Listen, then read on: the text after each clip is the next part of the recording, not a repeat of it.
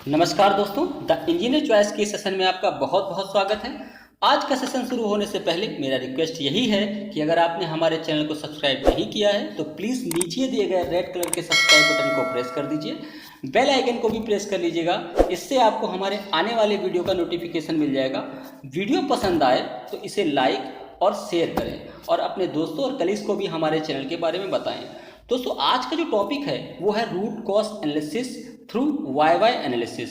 Root cause को जानने की कोशिश करेंगे, उसके लिए हम एक टूल का इस्तेमाल करेंगे और वो टूल रहेगा वाई।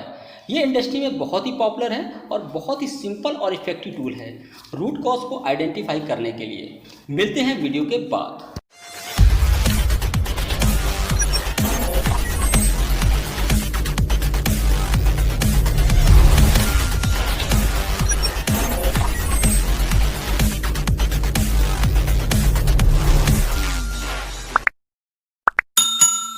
दोस्तों, टूल को समझने से पहले हम ये जान लेते हैं कि रूट कॉज एनालिसिस होता क्या है। इसका डेफिनेशन पढ़ लेते हैं। It is a method of problem solving used for identifying the root cause of fault or problem.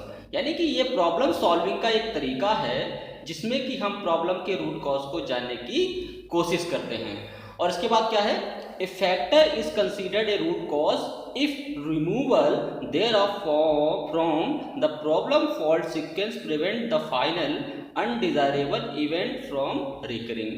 यानी कि हम उसे रूट कॉज तब मानेंगे जब हम उसको प्रोसेस से एलिमिनेट कर दें जो हमारा फाइनल आउटकम निकल कर आ रहा है, जिसकी वजह से मेरा प्रॉब्लम हो रहा है वो खत्म हो जाए, उसको हम रूट कॉज कहेंगे। तो दोस्तों, वाई एनालिसिस या इसे 5 एनालिसिस भी कहते हैं, ये काफ़ी इफेक्टिव टूल है। और जो तरीका इसका होता है वो बेसिकली होता है कि प्रॉब्लम की जड़ तक, रूट तक पहुंचने के लिए हम 5 बार वाई मतलब क्यों पूछते हैं।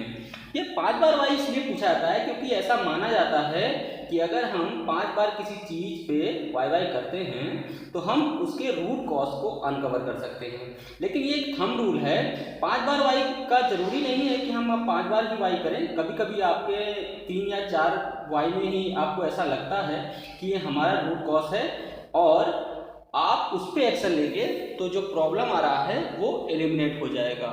तो आप वहाँ पर भी रुक सकते हैं। कभी कभी आपको 6 या 7 बार भी वाई करना पड़ सकता है। तो आप कॉन्सेप्ट को समझ लीजिए, बाकी आप अपने माइंड का इस्तेमाल करें जब आप इसको इस्तेमाल करें। दोस्तों, इसको समझने का सबसे बेस्ट तरीका यह है कि हम एग्जाम्पल देखकर इसे समझने की कोशिश करें। चलिए एग्जाम्पल देख लेते हैं। तो एग्जाम्पल ऐसा है कि सपोज आप शॉप फ्लोर में एक मैनेजर हैं। आप शॉप फ्लोर को विजिट कर रहे थे। विजिट करते समय आपने देखा कि एक वर्कर जो है काम कर रहा है वो सॉडस्ट यानी कि भूसा काम करते वक्त वो मशीनों के बीच भूसा फेंक रहा है। आपने इसको ऑब्जर्व किया। टिपिकली शॉप फ्लोर का जो बंदा होगा वो क्या करेगा, ऑपरेटर को बुलाकर डांट लगाएगा कि क्या कर रहा है, भूसा फेंक रहा है, गंदगी फैला रहा है। लेकिन अगर हम सेम सिचुएशन को वाई करते हैं तो देखते हैं रूट कॉज क्या निकल कर आता है और हमारा प्रॉब्लम कैसे रिजॉल्व होता है। एग्जांपल देख लेते हैं। पहला वाई जो है, आपने पूछा ऑपरेटर से why are you throwing sawdust on the floor, क्यों फेंक रहे हो फ्लोर पे। तो ऑपरेटर का आंसर था because floor is slippery and unsafe, क्योंकि फ्लोर जो है वो स्लिपरी है, फिसलन भरा है और सेफ नहीं है। तो फिर आपने पूछा why it is slippery and unsafe, तो आंसर क्या आया, तो उसका आंसर आया क्योंकि because there is oil in it, मतलब क्योंकि यहाँ पर तेल फैला हुआ है। फिर आपका वाई आया, क्या आया, why is there oil in it, oil क्यों गिरा हुआ है। तो जवाब क्या आया, because the machine is dripping, क्योंकि मशीन से तेल ड्रिप कर रहा है। फिर आपका नेक्स्ट वाई क्या हुआ, वाई इज इट ड्रिपिंग, क्यों टपक रहा है। तब ऑपरेटर का जवाब आया because the oil is leaking from the oil coupling, oil coupling से ऑयल टपक रहा है। फिर आपने नेक्स्ट वाई पूछा वाई इज लीकिंग, क्यों टपक रहा है, क्यों लीक कर रहा है। तो आंसर आया because the rubber lining inside the coupling is form out, जो रबर लाइन है वो कपलिंग के अंदर की वो घिस गई है।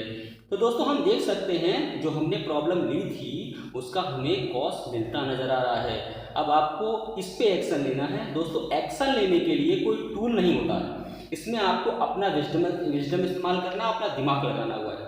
कई बार मैंने लोगों से पूछा है कि ये जो इशू निकल कर आया है अब एक्शन क्या होगा, तो आपका तो जनरली उनका आंसर होता है रबर लाइन को बदल देंगे।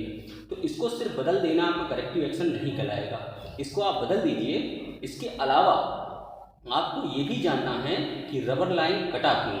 आपका प्रिवेंटिव मेंटेनेंस हो रहा था, तो यदि प्रिवेंटिव मेंटेनेंस हो रहा था तो ये पकड़ में क्यों नहीं आया? क्या ये रबर लाइन की जो लाइफ है वो ख़राब है? इसके मटेरियल की टेस्टिंग भी करा सकते हैं। जिस सप्लायर से मटेरियल आया था आप उससे भी बात कर सकते हैं, उसकी प्रॉपर्टी में कोई प्रॉब्लम तो नहीं है। काफ़ी कुछ इन्वेस्टिगेशन करने की जरूरत पड़ सकती है और उन कारणों पे आपको एक्शन लेने की जरूरत पड़ेगी। हो सकता है प्रिवेंटिव मेंटेनेंस की जो फ्रीक्वेंसी है उसको आपको चेंज करनी पड़े, काफ़ी कुछ करना पड़ेगा आपको एक्शन लेने के लिए। फिलहाल हम लोग यहाँ पर वाइवा एनालिसिस की बात कर रहे हैं, तो हम अपने टॉपिक की बात करेंगे। दोस्तों एक और एग्जाम्पल देख लेते हैं। एग्जाम्पल ये है कि कार स्टार्ट नहीं हो रही है, कार डज नॉट स्टार्ट। पहला वाई है कार क्यों नहीं स्टार्ट हो रही है, आपने वाई किया तो आंसर निकल के आया बैटरी इज डेड, मतलब बैटरी डेड हो गया है। फिर आपने नेक्स्ट वाई किया कि बैटरी डेड क्यों हो गई है, तो आंसर निकल के आया the alternate is not functioning, मतलब अल्टरनेट काम नहीं कर रहा है। फिर आपने नेक्स्ट वाई किया अल्टरनेट काम क्यों नहीं कर रहा है, तो आंसर निकल कर आया alternate belt has broken, alternate की बेल्ट टूट गई है। फिर आपने फोर्थ वाई पूछा कि अल्टरनेट की बेल्ट क्यों टूट गई है, तो उसका आंसर आया alternate belt was well beyond it useful service life and has never been replaced, यानी कि अल्टरनेट का जो बेल्ट है ये अपनी लाइफ ख़त्म कर चुका है और इसको कभी रिप्लेस किया ही नहीं गया, यानी प्रोडक्ट का लाइफ जो 4 साल का था वो 4 साल क्रॉस कर चुका है। अब नेक्स्ट वाई हुआ भाई बदला क्यों नहीं गया है, तो उसका आंसर था I have not been maintaining my car according to the recommended service schedule, यानी कि जो सर्विस शेड्यूल या उसके हिसाब से मैं कार को मेंटेन ही नहीं कर रहा था। तो दोस्तों आपका यहाँ इशू निकल कर आया कि आप कार को उसके सर्विस शेड्यूल के अकॉर्डिंग मेंटेन ही नहीं कर रहे थे। तो दोस्तों इस तरह से जब हम वाई करते हैं तो हमें रूट कॉज मिलते हैं और हम उन रूट कॉज पे एक्शन लेंगे तो हमारी प्रॉब्लम सॉल्व हो सकती है। दोस्तों जब हम वाई एनालिसिस करें तो हम अकरेंस और डिटेक्शन दोनों के लिए वाई एनालिसिस करें। कहने का मतलब यह है कि अकरेंस ये प्रॉब्लम हुआ क्यों, उसके लिए वाई, और दूसरा डिटेक्शन हुआ है, प्रॉब्लम अगर हुआ है तो ये बाहर कैसे चला गया। अगर कस्टमर कंप्लेन आई है तो कंपनी से कस्टमर के पास कैसे पहुंच गया, और अगर ये प्रॉब्लम पीडीआई में, फाइनल इंस्ट्रक्शन में या क्यूसी और कहीं पकड़ा गया है तो इन प्रोसेस स्टेज में क्यों नहीं पकड़ा गया। तो जहां प्रोडक्शन हो रहा है, जहां प्रोसेस हो रहा है वहां पे डिटेक्शन क्यों नहीं हुआ। आप इन दोनों एरिया में अगर वाई कर लें तो यहाँ पर एग्जाम्पल मैंने आपको दिखाया हुआ है कि हम उसको ब्रॉड लेवल पे समझेंगे। प्रॉब्लम हमने लिया है कि M6 नट जो है मिस है, XYZ पार्ट में नट मिस आया, तो अकरेंस के लिए पहले हम वाई करेंगे। तो पहला, दूसरा, तीसरा, चौथा वाई कर लेंगे ये समझने के लिए प्रॉब्लम नट मिस आया है क्यों। पहले वाई में आया answer without operation part get miss up and nut welding station, मतलब मटेरियल मिक्सअप हो गया था। अब मटेरियल मिक्स हुआ क्यों, तो आंसर आया without operation part kept with final part due to lack of training, मतलब ऑपरेटर को सिखाया नहीं गया था, उसने मिक्स करके रख दिया, ये क्या हो गया था। तो थर्ड वाई में आंसर आया, मतलब क्यों ऑपरेटर ने क्यों मिक्स कर दिया था, तो थर्ड वाई में आंसर आया अनट्रेन्ड ऑपरेटर, मतलब ऑपरेटर ट्रेंड नहीं था। तो आपने चौथा वाई किया ऑपरेटर ट्रेंड क्यों नहीं था, तो आंसर लिख के आया इनएडिक्वेट ट्रेनिंग सिस्टम, क्योंकि ट्रेनिंग का जो सिस्टम है वो इनएडिक्वेट है। तो ये आपका कॉस्ट निकल कर आ रहा है दोस्तों, इसमें आपको एक्शन लेना है। इसमें एक और अप्रोच होता है दोस्तों, आपको जानना जरूरी है कि आप इस पर एक्शन लें। तो एक्शन आपका ये जो लास्ट में वाई निकल कर आ रहा है इस पर, ये जरूरी नहीं है कि हर एक वाई के आउटकम मतलब कि उस पर ही एक्शन लिया, आप हर एक वाई के जो आउटकम निकल कर आ रहा है आप उस पर भी एक्शन ले सकते हैं। यानी कि आपके ऑपरेटर का जो ट्रेनिंग सिस्टम है वो सही नहीं था, आप इस पर भी एक्शन ले सकते हैं। ट्रेनिंग सिस्टम को सही बनाइए।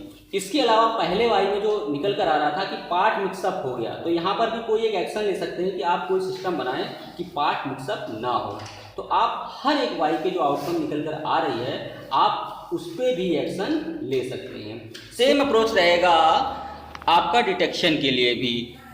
अब डिटेक्शन पकड़ में क्यों नहीं आया, तो पहला वाई है हमारा without nut part not identified, welding पकड़ में नहीं आया क्योंकि नहीं आया था। फिर दूसरा पकड़ में क्यों नहीं आया, तो आंसर क्या आया, poka yoke to detect nut miss was not working, मतलब पोकायोग काम नहीं कर रहा था। अब थर्ड वाई आया, पोकायोग काम क्यों नहीं कर रहा था, तो आंसर आया wire broken due to the poor dressing, मतलब सही ड्रेसिंग नहीं हुई थी तो वायर टूट गई थी। फिर आपने नेक्स्ट वाई किया कि वायर क्यों टूट गई थी, तो आपका आंसर निकल गया पुअर पोकायोग कंट्रोल, पोकायोग कंट्रोल सही नहीं थी। तो आपको अब इस पर एक्शन लेना है। आप दोनों केस में यानी कि अकरेंस के लिए भी और डिटेक्शन के लिए भी वाई वाई कर लीजिएगा, जिसमें आपका कंट्रोल बेटर रहेगा, यानी कि जनरेशन पे भी हम कंट्रोल करें और ये पकड़ में भी आ जाए हम उस पर भी कंट्रोल करें। तो इस तरह आप वाई वाई एनालिसिस कर सकते हैं, मतलब root cause analysis through why why analysis कर सकते हैं। अब दोस्तों उम्मीद करता हूँ कि मेरा ये वीडियो आपको पसंद आया होगा।